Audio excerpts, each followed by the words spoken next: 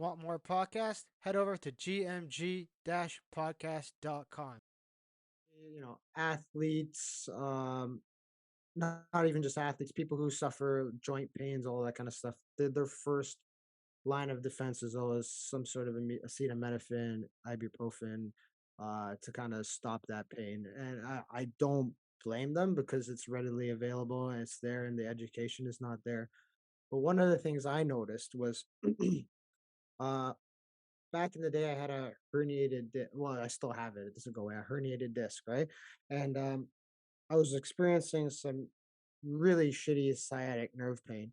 And one of the things I was doing just to get to practice was I was popping Advils and Tylenols, right? I was like, okay, to give me this temporary pain relief. And what ended up happening was, my gut was getting so inflamed. Yeah. It actually ended up pushing on the nerve even more, right? And the solution to the problem, lo and behold, was we found out that, stop fucking taking the pills, Ashton, and then it actually improved. Do you think that this is a common thing that a lot of people experience a lot of gut problems because they use these first lines of defenses for certain things, and then it leads to this chain reaction of um, imbalances within their gut?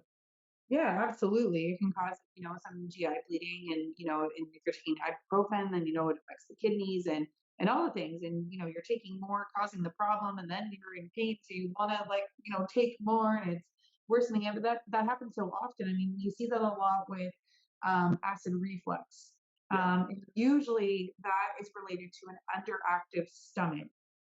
So meaning there's not enough acid in the stomach. So people are, and it's because when you eat something, the stomach has to churn and work a lot harder to break things down because there's not enough acid in the stomach. So it's working harder, causing things to kind of, splash and cause that acid reflux.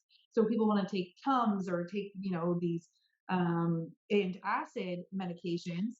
And then what does that do? It lowers the acid in the stomach even more Yeah. and causes more reflux. You take more of these pills, then decreases the acid. And you're in this like vicious cycle when and then that's um, stops absorption of food Yeah. and nutrients and minerals, become malnourished, and all these other issues start happening.